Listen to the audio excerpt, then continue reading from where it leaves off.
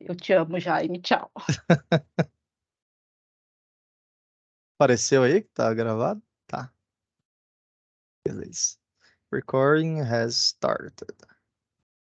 Beleza, gente. Só a Ellen Gabriel que tá do Not Disturb aqui, vou dar um toque para ela, mas vamos iniciar.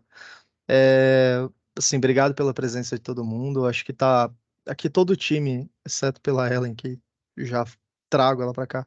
Tá todo o time que de alguma maneira ou é o squad ou está muito envolvido com o squad, no caso o Lima, que o Rodrigo Lima tá com a câmera, o próprio Jaime, que acho que vocês não trabalharam juntos, né? Eu não trabalhei com você, Hugo. Então, acho que você não trabalhou com o Jaime também. A Geraldina e a Ana, eles não são do squad, tá? Eles são a Geraldina e a Ana, gerentes de projeto, o Rodrigo Lima, ele e o Jaime, eles são de arquitetura, mas eles atuam diariamente, diretamente com esse time que está aqui. Acho que é importante esse papo. Então, galera, resumo. QA com QA, né? Question and Answers com o Quality and Assurance. O Hugo vai trazer para ele, é um especialista, ele vai se apresentar, eu não preciso apresentar, mas é um especialista na área de qualidade que vem, assim, obrigado, Hugo, por ceder esse seu tempo.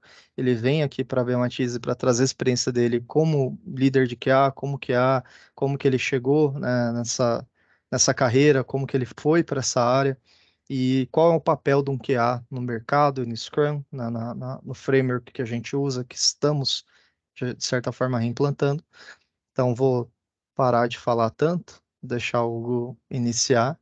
E obrigado novamente, Hugo. Obrigado, pessoal, pelo tempo. Espero que vocês aproveitem. No finalzinho, vamos ter aí a parte de perguntas e respostas. Vocês vão poder abrir o coraçãozinho e ferrar o Hugo com as melhores perguntas que vocês tiverem sobre QASE, mercado e etc.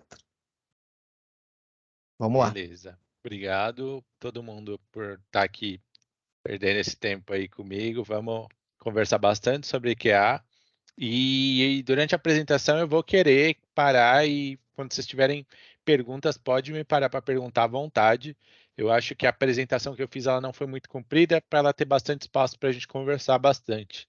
Então, eu não gosto muito dessas apresentações que as pessoas falam, você participa pouco, você acaba ficando com sono e o conteúdo não vem. Acho que com a gente participando vai ser melhor, tá?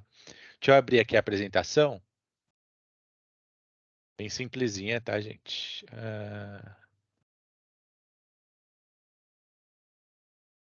Subindo agora.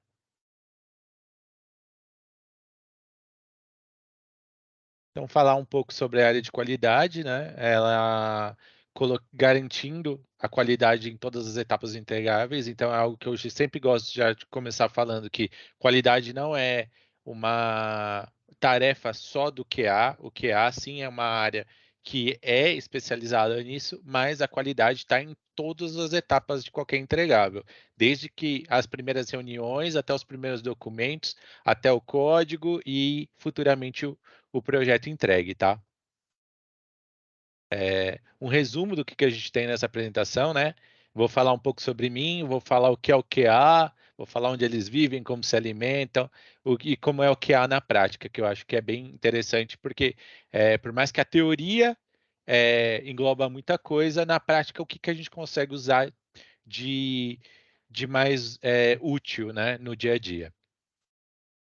Então, me apresentando super rápido, meu nome é Hugo, eu tenho 34 anos, eu atuo na área de qualidade há 14 anos, eu estou na área de TI, vai fazer 16 anos. Eu não comecei como QA, eu acabei descobrindo a área de QA. Eu sou formado em Sistema de Informação e pós-graduado em Engenharia de Qualidade de Software.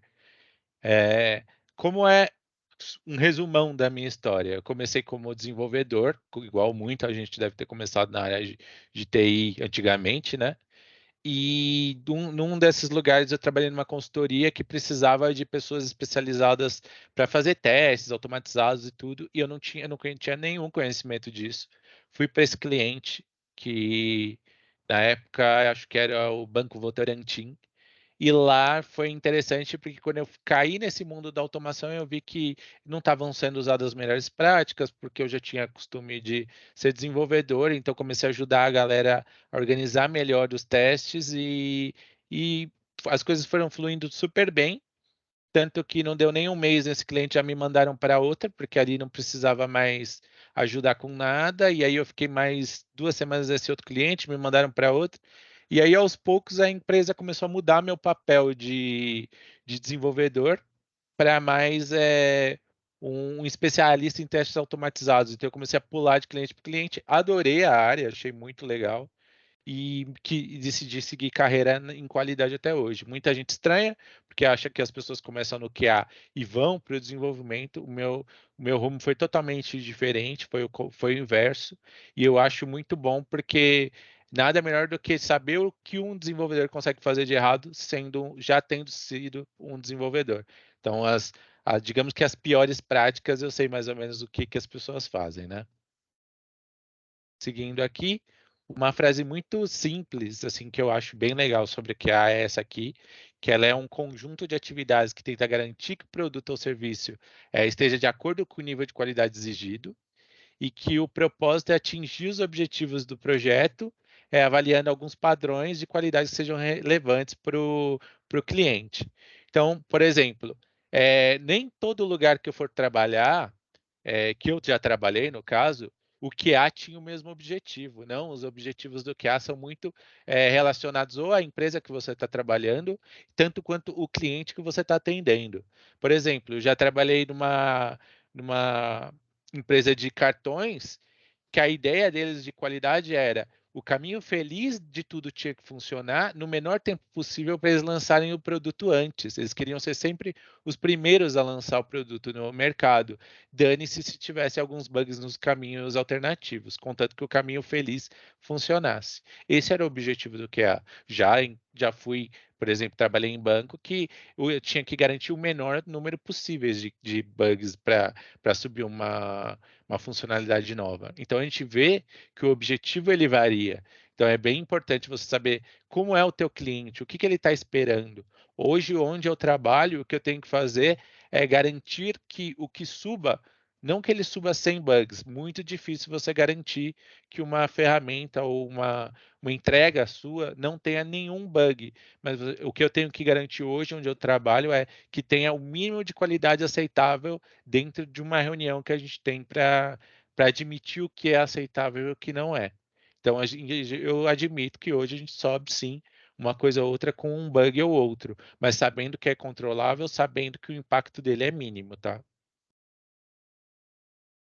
Dúvidas? Vou seguindo aqui. Qualquer coisa pode levantar a mãozinha que eu estou olhando aqui.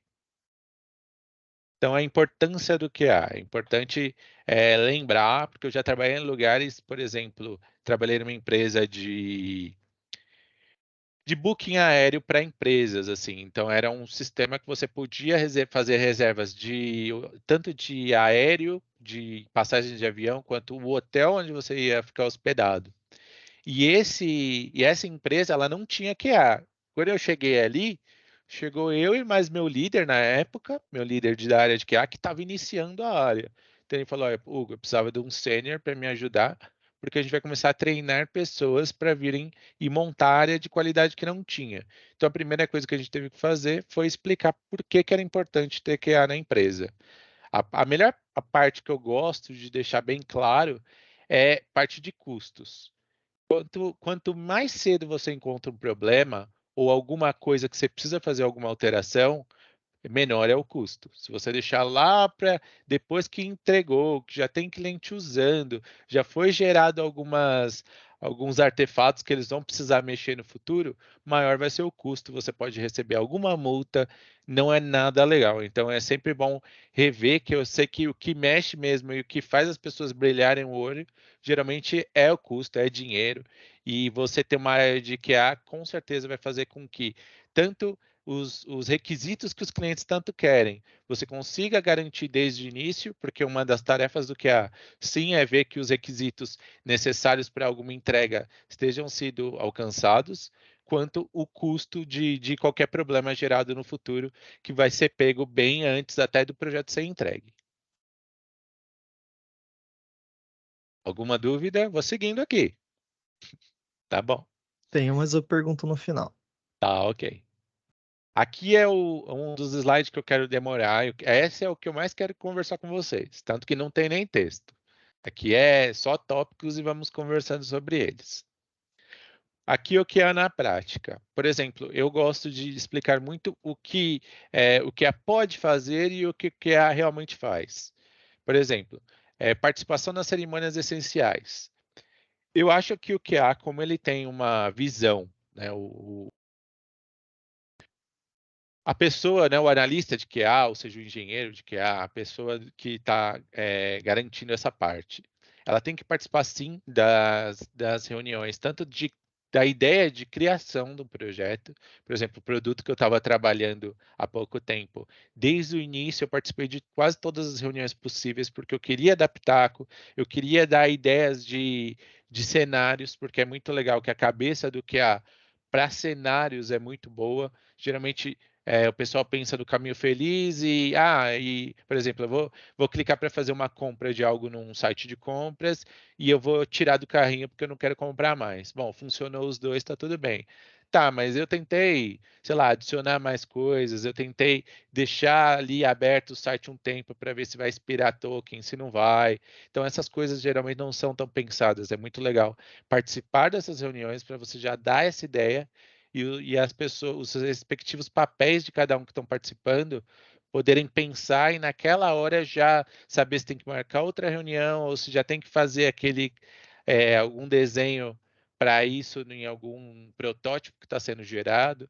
Então, eu acho muito importante participar de tudo isso, inclusive até quando os devs estão conversando de como aquilo vai ser feito durante um refinamento, poder conversar, mas e se acontecer tal cenário de exceção assim e tal, o que vocês vão fazer?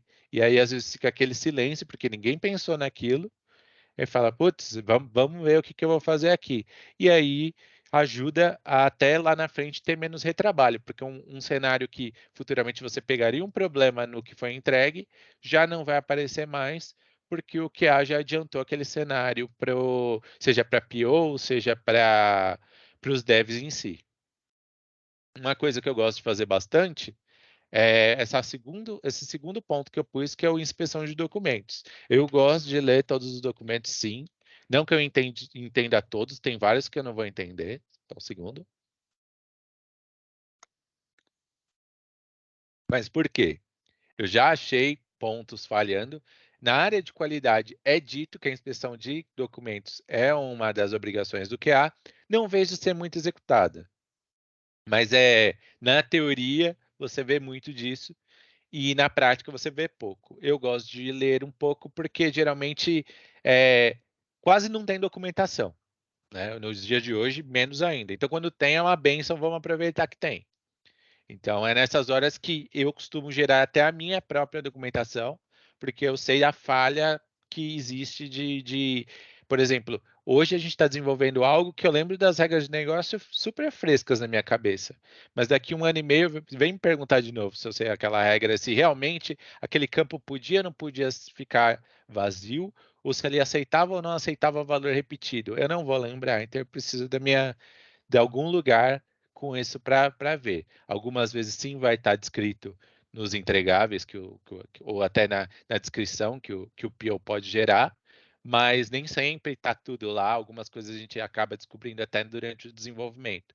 Então é sempre bom ter um pouco de atenção nisso. Gente, alguma dúvida? Estou falando rápido aqui para ganhar tempo nas perguntas e respostas no final, mas pode interromper, tá? Seguindo, há uma parte que eu acho, assim, essencial, acho muito bom de todo que ter esse costume é a parte de geração e execução de testes, né? De testar em si, e a parte da RTM. A RTM é uma ferramenta que eu quero comentar com vocês sobre isso. Então, escrever casos de teste N ferramentas hoje que aceitam isso. Hoje eu estou trabalhando numa empresa que não tem nenhuma ferramenta para gestão e de casos de teste. Então, o que eu estou fazendo? Eu mesmo estou gerando meus casos de teste e deixando numa base remota, assim, compartilhada com todo mundo da equipe, para mostrar para os meus devs o que eu vou testar. Então, começou a sprint, o que eu faço? Leio tudo que vai me ser entregue para testar. Eu escrevo todos os casos de teste que eu acho relevantes e tudo, todos os cenários que eu estou pensando em testar, o mais rápido possível, pelo menos o básico de cada um, e já mando para a minha equipe de desenvolvimento. Eu não quero pegar ninguém de surpresa. Eu não estou ali para achar bug e falar, meu trabalho é achar bug. Não. Eu tenho que fazer com que a qualidade esteja no entregável. Então, por exemplo, eu mandando o que eu vou testar antes, muitas vezes os próprios devs já olham e falam, putz, eu não testei esse cenário. Não ia funcionar. Deixa eu desenvolver aqui antes de eu entregar para o Hugo testar. Eu acho isso maravilhoso, porque quanto menos problemas, às vezes até bobos eu encontrar, menos retrabalho eu tenho. Porque a partir do momento que alguém gerou uma nova versão, não garante que tudo que eu já testei está funcionando ainda. Então eu vou ter que retestar tudo que eu já testei. Isso vai me gerar retrabalho, eu vou ter que trabalhar mais e, entre aspas, o tempo útil que eu poderia usar para outras coisas, eu não vou estar podendo usar. Que é uma das coisas que um QA tem que saber administrar, o próprio tempo, porque o tempo não é só escrever teste e testar. Você tem que fazer com que cada vez menos você tenha que escrever menos testes, você tenha mais automação, que é algo que eu já chego, para você saber usar melhor o tempo livre, porque se o sistema cresce e você não consegue reaproveitar o que você já fez, você vai ter cada vez menos tempo para validar o todo e garantir um regressivo com qualidade, por aí vai. Então, o que eu gosto de fazer? Gerar essa RTM. RTM é a sigla em inglês para matriz de rastreabilidade de requisitos. Então, eu começo criando uma matriz mesmo com numa tabelinha, falando, quais são os pontos que eu tenho que atingir? Esse. Os meus testes alcançam isso? E aí eu vendo que eu realmente passei e vasculhei com meus casos todos aqueles pontos, eu já garanto que o que eu mapeei tá de acordo com o que vai ser entregue. Então eu mando essa matriz de testes com todos os testes que vão ser realizados para os devs e aí eles me entregam em seguida para fazer a validação. Uma coisa que eu sempre cobro é que testar não é só obrigação de QA. Testar é obrigação de todo mundo que mexeu naquilo. Então, o dev mexeu naquilo, ele tem que testar. Ele não tem que testar todos os cenários absurdos e imagináveis, não. Mas ele tem que garantir que pelo menos o caminho feliz esteja funcionando. Nada mais triste que receber a notícia. Ô, Gão, tá lá pronto para validar. E eu clico e na primeira mensagem já me explode a tela um erro. Fala, você nem olhou antes de me entregar para validar. Não, mas eu já ouvi isso de, não, mas testar é do QA, é o QA que tem que testar. Cara, se você não garante qualidade no que você está me entregando, eu vou ter que garantir a qualidade por mim, por você? Não é assim que funciona. Então a gente tem que lembrar, o famoso da minha máquina funciona. E aí eu pego e falo, beleza, pega a sua máquina e leva lá para o cliente usar, porque vai ter que ser assim, né? Então, o que a gente costuma fazer aqui na sua máquina funcionou? Maravilhoso. Você vai subir para o ambiente de testes, você vai abrir o ambiente de testes, você vai ver que lá está funcionando, você vai tirar um print, eu obrigo que todo mundo tenha pelo menos uma evidência no ambiente de testes, anexa na tarefa, não sei qual ferramenta que vocês usam, né? Se vocês usam Jira, se usam Azure, Azure DevOps. DevOps, né? Então, eu falo para o pessoal anexar pelo menos uma evidência de que funcionou no ambiente de testes na tarefa, e aí ele me passa a história para validar. A partir do momento que eu pego algo que não tem, eu passo de volta e falo que ainda não está pronto para validação. E aí o pessoal no começo achou meio chato, mas você está gerando muita demora nos integráveis. Só um momento, gente.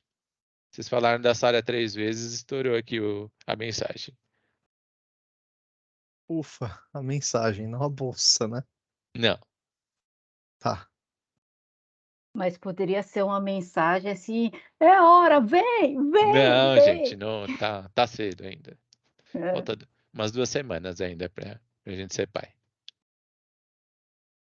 Bom, ela avisando algumas coisas aqui. Então, continuando. Eh falaram da burocracia que isso poderia causar, mas eu sempre perguntei: "Meu, mas você nunca testou o que você fez?" "Testei", então é a mesma coisa.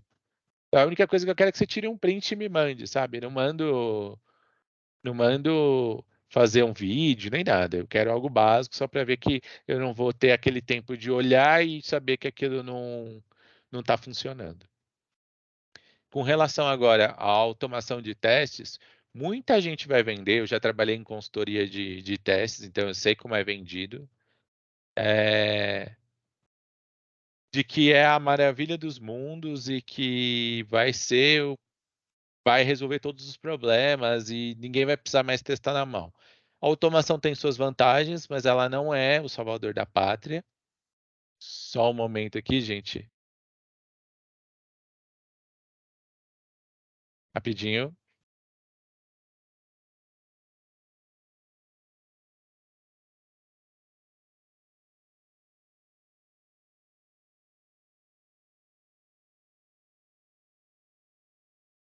Vocês estão preparando perguntinhas, né?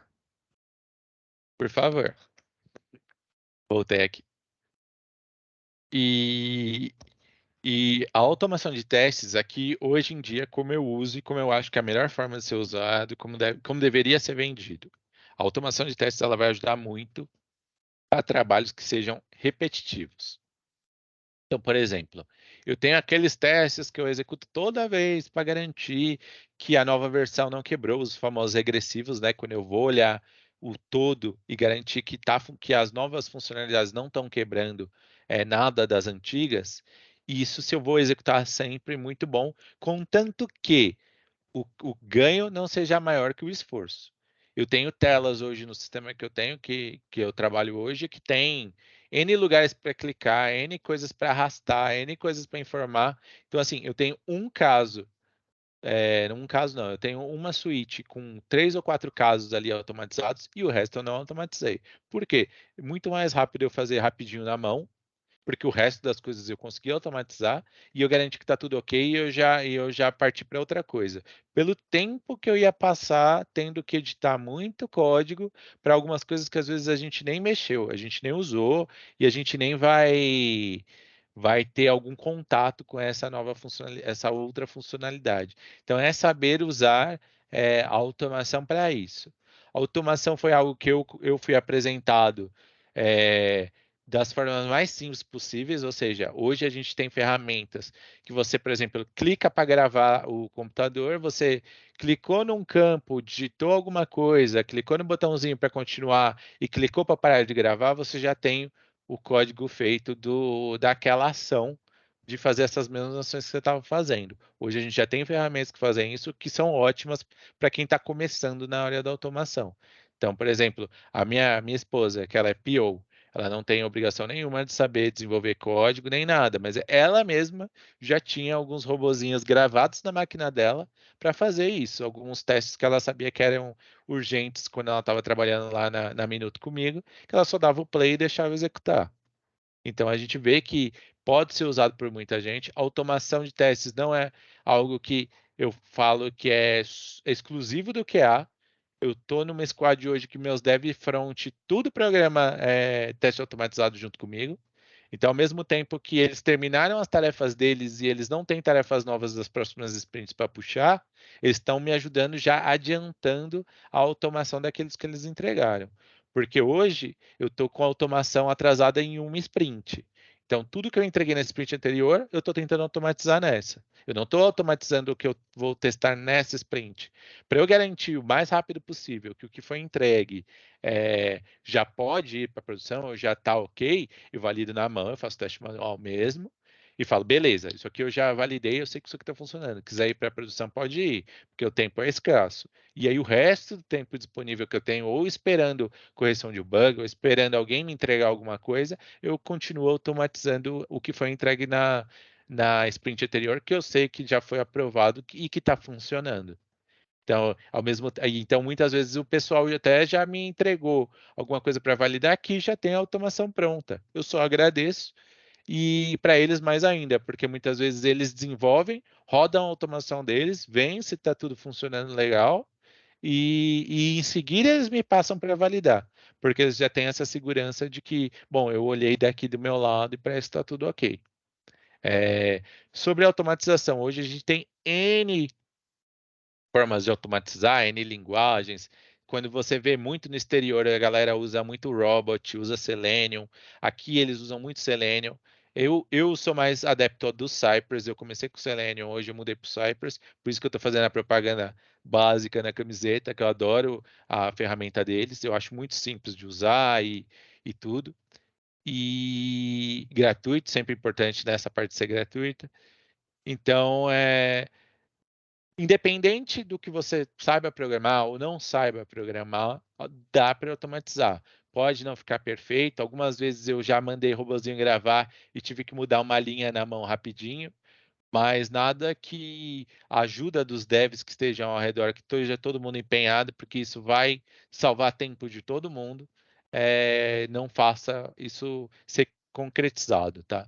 Então é aquilo, ajuda muito, não é o salvador da pátria, mas vai facilitar muito que vocês garantam que o que vocês estão fazendo novo não tenha quebrado coisas antigas. Estou vendo uma mãozinha levantada, pode falar. Hugo, uma pergunta, tá? Eu sou o Caio, sou um dos QAs aqui da Bematize. Referente à automação. Cara, eu e a Ellen, né, que somos aqui os QAs, nós não temos background de dev, né? Nós não temos essa experiência. Automação, para a gente, qual seria o caminho para a gente chegar nessa automação? É um caminho mais extenso, um caminho difícil? Dá para fazer? Tendo nenhum background de dev? Tá, muito boa a pergunta. Na Argo Solutions, onde eu trabalhei, que foi a parte que eu comentei que era de avião, de fazer reserva aérea, de hotéis e tudo. Lembra que eu fui chamado pelo meu líder para começar a área de QA. Como que a gente começou a área de QA? Trazendo gente do suporte para virar o QA. Então era a galera que era, por exemplo, do meu lado tinha uma ex-advogada, do outro lado tinha uma ex-comissária de bordo, que tinha trabalhado na Gol, então ela sabia todas as regras da Gol na época que a gente precisava. Então, assim, background nem de TI, de nada ali, sabe? Eles sabiam mexer no sistema e como o sistema deveria funcionar. E aí eu saí de lá com todo mundo desenvolvendo. Demorou? Mais ou menos. Tinha gente que tinha muita facilidade, tinha gente que tinha menos. Mas eu acho assim, dá para chegar, dá para trabalhar numa boa, nossa, numa boa. Hoje, então, que a gente já tem muita ferramenta que auxilia, está muito mais simples. Então dá sim. A parte boa é, se vocês tiverem apoio dos desenvolvedores, né? Aí, Ricardo, dá uma ajuda para esse pessoal aí. Vocês com certeza vão entender linha por linha do que é gerado quando você manda o robô gravar. Esse negócio que eu disse de clicou para gravar e tal, eu não tenho nenhuma aqui de cabeça para falar, mas eu dou uma olhadinha, qualquer coisa eu mando, e aí o Ricardo comenta com vocês depois.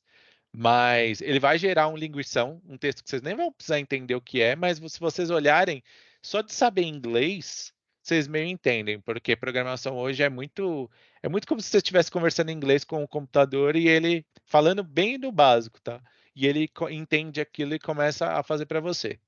Então, a gente tem isso. Formas de roubar. Eu não sou muito fã de falar em formas de roubar, mas o que dá para fazer?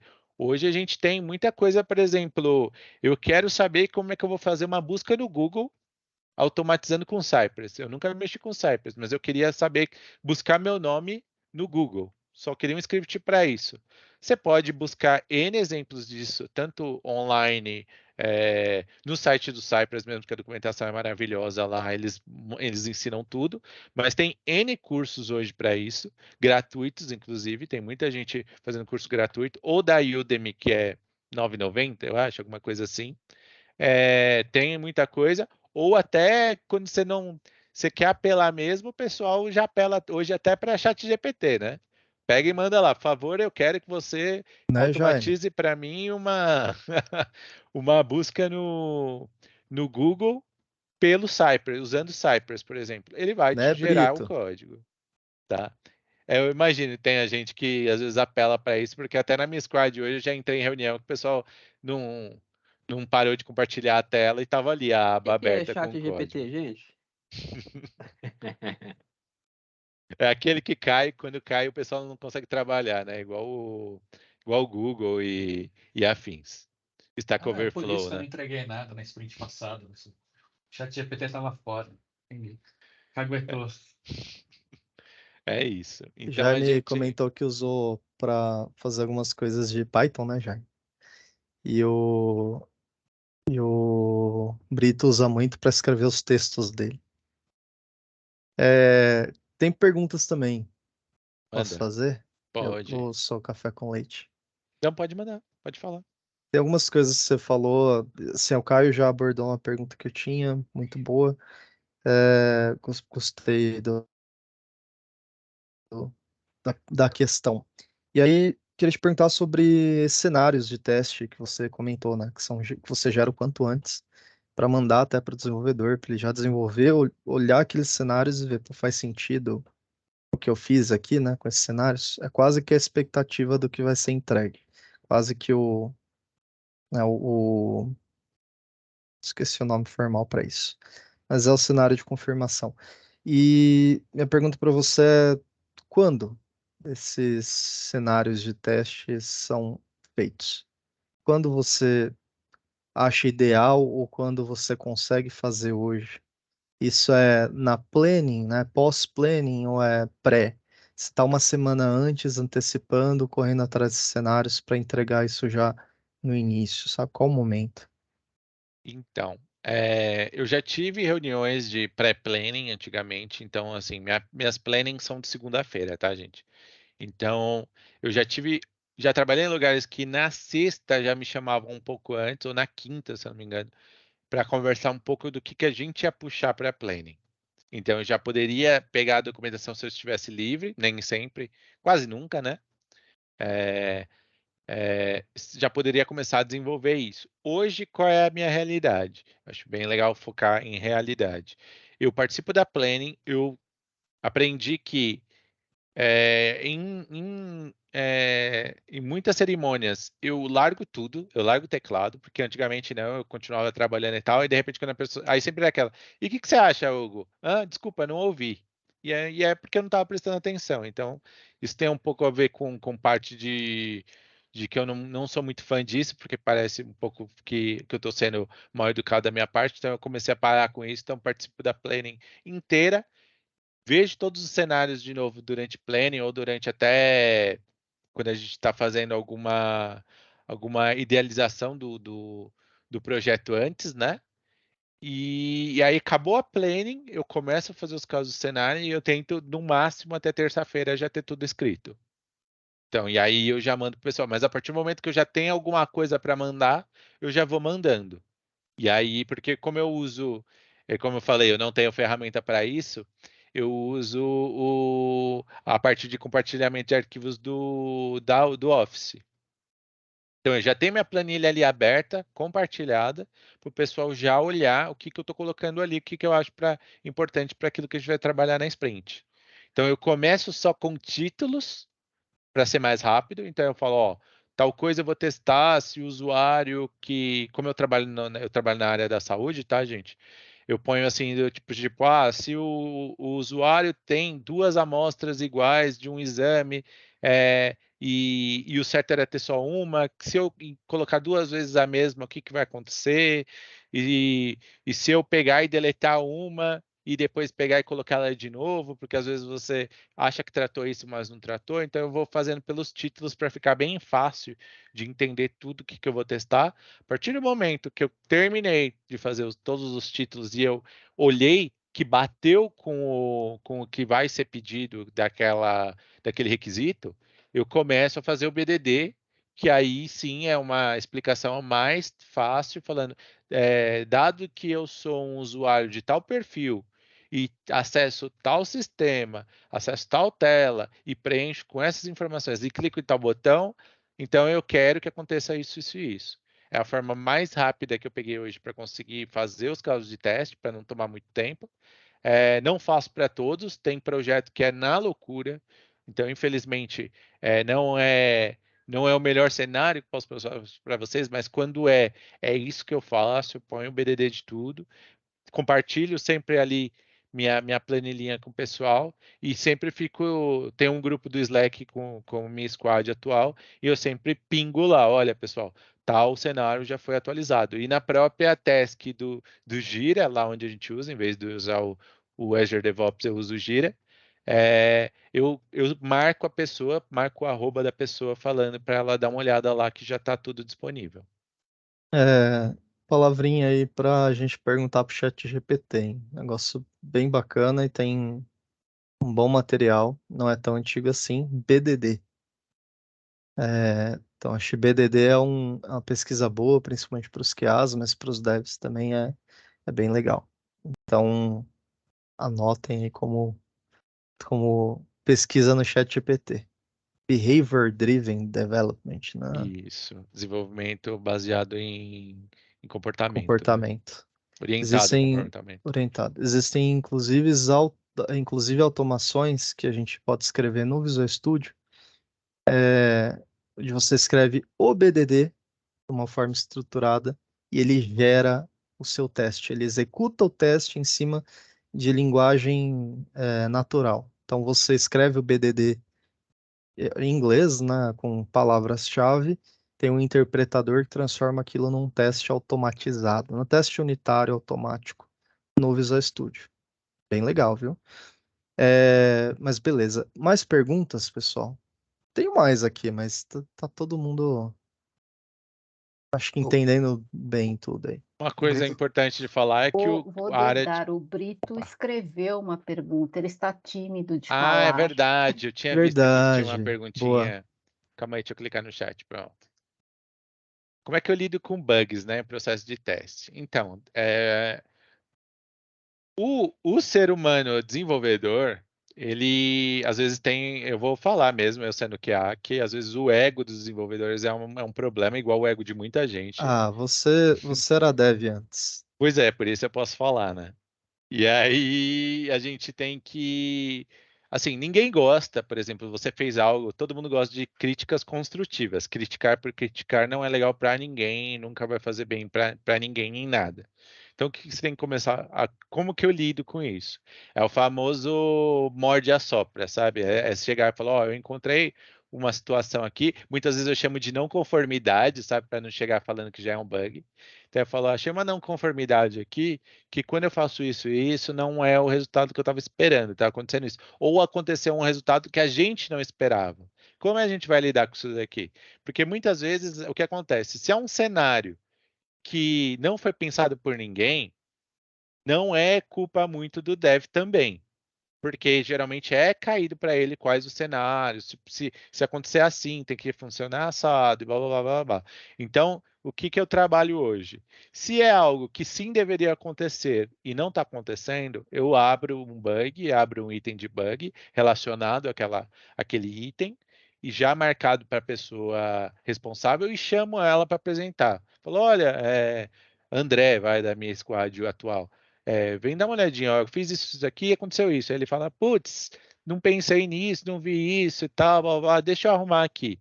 Então, assim, eu costumo geralmente criar tudo isso daí para deixar registrado, mas quando eu vejo que é algo que, por exemplo, foi o PO que deixou uma bola cair, aí eu chamo sim o PO e falo, olha, tem essa situação, você não pensou nisso, eu também não tinha pensado na hora para a gente ter adiantado esse problema, que a gente faz agora? E aí, muitas vezes, dependendo da complexidade, pode cair até para outra sprint de ser feito como um novo item. Não cai na responsabilidade do dev, é bom saber essas partes, porque aí eu volto para pela parte que eu tinha começado. Qualidade é de todas, é responsabilidade de todos. Então, às vezes, sim, tem bugs que são gerados por causa da documentação que não foi feita direito. Pode ser que, às vezes, o UX, lá, a tela em si, não ajuda a ter a melhor performance. Então, a gente pode ter algum problema. Então, pode ser problema de todos. Geralmente cai no dev porque ele é o que último pôs a mão até chegar no QA. Mas vai do QA também ter a noção de que aquele bug foi caído com quem, e se às vezes vai valer a pena já documentar agora, ou se vai cair para o PO documentar e seguir adiante com aquilo.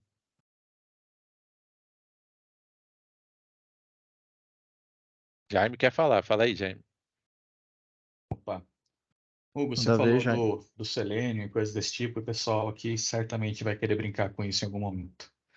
E aí eu tenho um questionamento. Pegando o exemplo que você deu, né, do cara tem 2 resultados de exame e o cara vai tentar subir os 2, como é que o sistema tem que se comportar? No nosso produto em particular, você tem muitas situações em que uma ação só é válida por um determinado período de tempo. Então, por exemplo, camarada, você pode escolher um benefício numa janela X. Passou dessa janela, aquela seleção de benefícios não está disponível para ele.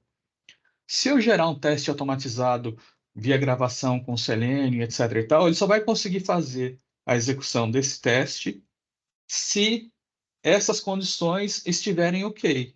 Então, quer dizer, ele não é uma gravação muito, muito proficiente nesse sentido, né? Então, eu lhe pergunto, quais são as melhores práticas com relação a essas pré-condições de banco de dados para execução desses testes automatizados gravados via Selenium, Beleza. testes de interface, né? Gravados em interface. Sim. Bom, para isso a gente tem 2 soluções. Eu já trabalhei com as 2. Eu trabalhei num ambiente, uma vez com um líder meu de QA da época, muito, muito legal. Ele fazia o seguinte: ele gerava um ambiente, meio que um ecossistema dos testes. Então a gente, em si, já sabia quais dados iam vir, como eles iam vir, do jeito que ia vir. Então não ia, assim, para cada caso de teste, praticamente eu tinha um ambiente pronto para aquilo. Então não ia ter essas situações de Então, basicamente, você manda um reset de ambiente para cada execução de um lote de teria testes. isso. Ou seja, a gente ia apagar às vezes até a base de dados, popular e executar aquela bateria de testes, apagar, popular e executar outra. Já trabalhei com isso, funciona bem, dá mais trabalho. Mas numa equipe que consiga trabalhar dessa forma, é uma forma que dá para trabalhar. Outra forma que eu já trabalhei com isso foi, sim, eu tive que fazer mudanças nos códigos com os famosos ifs da vida. Por exemplo, se tal tela e tal tela é assim, ou se o meu usuário, naquela parte ali onde eu peguei os dados que eu vou utilizar para o teste, e eu vejo que, por exemplo, vou fazer um exemplo bobo aqui, mas eu vejo que o sexo da pessoa é masculino, ali do órgão genital, no caso da minha parte de saúde, eu sei quais exames eles não podem estar disponíveis para seleção. Então, no código, eu já posso colocar que tal exame não vai estar disponível. Tempos Porque perigosos para usar um exemplo desse, né, Hugo? Não, mas entende, assim, porque que nem Entendi, eu tô a brincando. gente tem os 2 campos, a gente tem realmente o que a pessoa se, se vê tranquila, a gente tem esse código, e a gente também tem o código de sexo que ela, entre aspas, nasceu, porque para o médico isso faz diferença. Então a gente, tanto que na hora Certamente. que é apresentado, é falado senhor, senhora ou qualquer pronome que a pessoa escolheu, totalmente sem problemas, mas é bom estar na ficha sim, porque problemas de saúde, os corpos são diferentes, então para exames isso é bem complicado. Então a gente trabalha com isso, por isso eu uso esse tipo de exemplo, tá? Pessoal, a gente estourou aqui o horário. Assim, tem perguntas ainda, né, coisas sobre métricas de teste, tem interesse em saber mais. Você falou sobre dimensionamentos de teste, de sprint, né? Como é que o seu squad hoje consegue te entregar antes da sprint terminar? E fora isso, né? Quanto tempo normalmente? Como que você combina isso? Quanto tempo você precisa? Então, tem outras questões que talvez a gente possa falar um pouco melhor. Ó, Brito. Falar um pouco melhor no futuro, talvez fazer um outro encontrinho desse aqui. Mas queria te agradecer, Hugo, se tiver palavras finais. para te liberar também. Sei que você está ocupado aí. Não, gente, eu agradeço muito. Eu acho bem legal vocês terem interesse pela essa área de QA. É uma área que eu me apaixonei, eu gosto muito. Ela tem crescido muito no mercado de trabalho hoje, então eu já tive a oportunidade de trabalhar pessoalmente com QA no Chile, já fui para o México trabalhar com QA também. Então é para mostrar que é uma área grande, é uma área que funciona muito bem e que carece de muita gente que realmente tenha vontade de trabalhar com isso. Então, eu já trabalhei com QAs que, infelizmente, deixavam muito a desejar, como muitos que eu vi e falavam, meu, esse cara vai ter um futuro brilhante nessa área. Então, é isso que eu quero dizer, que muita gente só quer brilhar o olho para desenvolvimento, mas eu fiz o trajeto que muita gente acha que é o contrário, né? De dev virar QA em vez de QA virar dev. Não me arrependo, acho que foi a melhor coisa que eu fiz, porque tem muito que melhorar ainda nessa área com quem tem vontade de conhecer e entender mais dela, tá? É isso. Qualquer coisa, meu contato tá aí. Pode mandar e-mail, pode. Ou pergunta aí pro Ricardo para ele pagar um churrasco aí na minha Matiz e aí eu colo aí com vocês. É isso. Maravilha. Obrigado, gente. Obrigado. Vamos lá. Obrigado. Valeu, Nada que é pessoal. isso. Hugo. Prazer foi Tchau. meu. Valeu, Obrigado, obrigado. gente. Tchau, tchau. Valeu. Tchau.